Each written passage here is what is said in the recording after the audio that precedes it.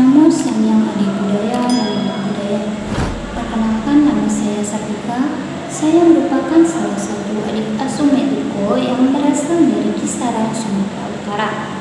Dan saat ini saya sedang menempuh pendidikan di Sekolah Tinggi Agama Buddha Budi Dharma Medan semester 5. Baiklah saudara-saudari sekalian dan teman-teman sedama, pada kesempatan ini saya akan memberikan sebuah sharing dharma atau dhamma di sana, yaitu tentang penghormatan 6 arah. Penghormatan 6 arah diambil dari salah satu sutta, yaitu Sigalo-Wada Sutta. Dan Sigalo-Wada Sutta ini bermula dari salah satu cerita kehidupan pemuda, yaitu bernama Sigala. Sigala merupakan anak yang sangat patuh kepada ayahnya. Dan ketika ayahnya mau meninggal, ayahnya memberikan sebuah pesan bahwa sesudah mandi pagi kamu harus memuja dan menghormati dan melakukan penghormatan yang arah, yaitu arah timur, selatan, barat, utara, bawah, dan atas.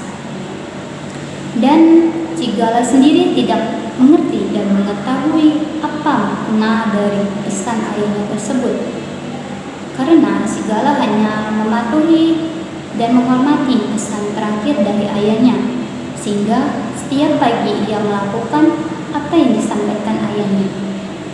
Dan suatu ketika Buddha lewat, dan pada saat itu Buddha memberikan nasihat pada Sigala bahwa apa yang dia lakukan sangat keliru dan ada cara untuk melakukan 6 penghormatan arah tersebut. Dan Buddha menjelaskan bahwa 6 arah penghormatan adalah salah satu bentuk penghormatan kepada sesama.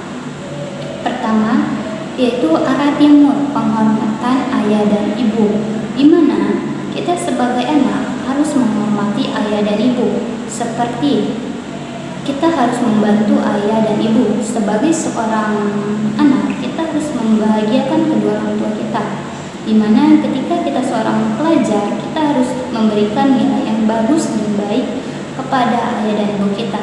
Dan ketika di rumah, kita dapat memberikan bantuan kita kepada mereka, salah satunya membersihkan tempat tidur atau membersihkan rumah kita.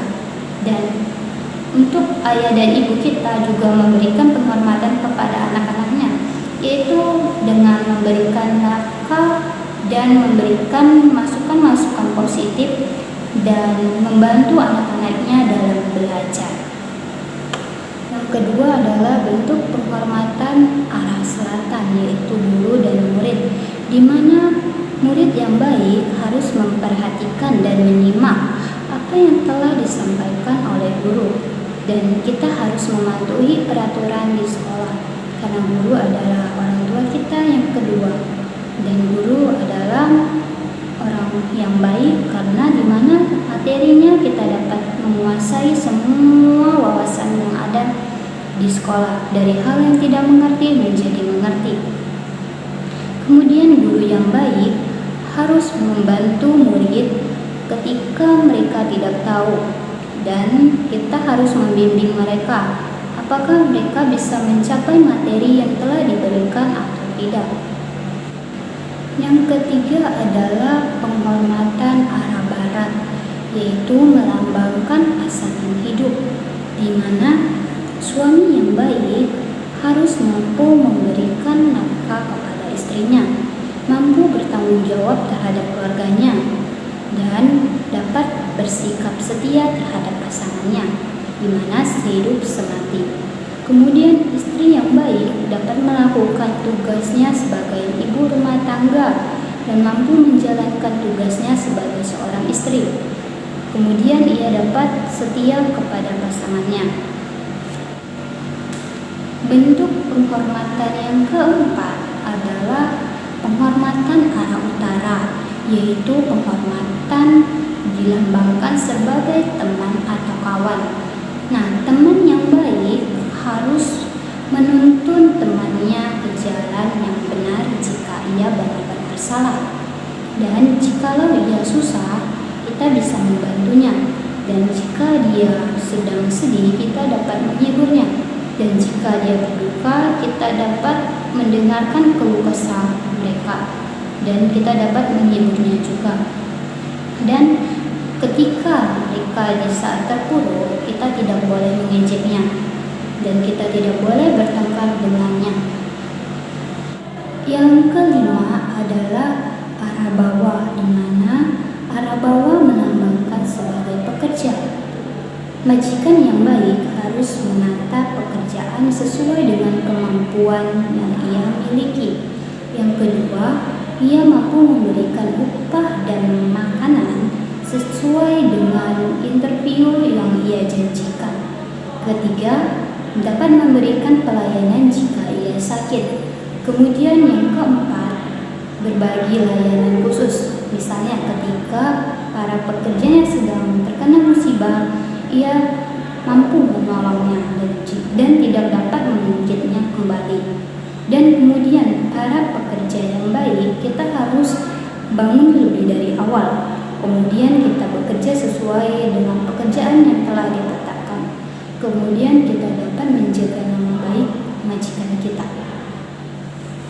Bentuk penghormatan yang terakhir adalah bentuk penghormatan arah atas, yaitu melambangkan petapa. Pengikut yang baik hendaknya kita dapat berkata baik, berpikiran baik, serta membantu mereka dalam memenuhi kebutuhan hidup mereka. Dan kita harus menyambut mereka dengan baik juga. Dan petapa yang baik seharusnya ia dapat membantu umatnya ke jalan yang dari tidak baik menjadi baik, dan kemudian dapat memberikan masukan-masukan positif jika mereka sedang mengalami masalah. Nah, saudara-saudari sekalian, jika kita mampu melakukan dan mempraktikkan ajaran dari Sigalo Wadasuta ini, maka akan membawa kebahagiaan dan berkah bagi diri kita sendiri dan juga orang lain. Selain berkah dan kebahagiaan diri kita dan juga orang lain, adapun membawa rasa syukur, rasa hormat, dan rasa cinta kasih. Dan di dalam 3 Nikaya ayat 31, setelah mendengar khotbah dari Sang Bagawa, Sigala langsung menyatakan, "Saya berlindung kepada Buddha, Dhamma, dan Sangha. Mulai hari ini, Bagawa, ingatlah, saya adalah upasaka mulai hari ini, seterusnya, dan seumur hidup." Demikianlah hasil sharing Dharma yang dapat saya sampaikan kepada saudara-saudari sekalian dan teman-teman sedama. Saya mohon maaf apabila melakukan kata-kata yang salah ataupun kata-kata yang kurang dimengerti. Semoga sharing Dharma ini dapat bermanfaat bagi kita semua dan orang lain. Namo Sanyamani Budaya.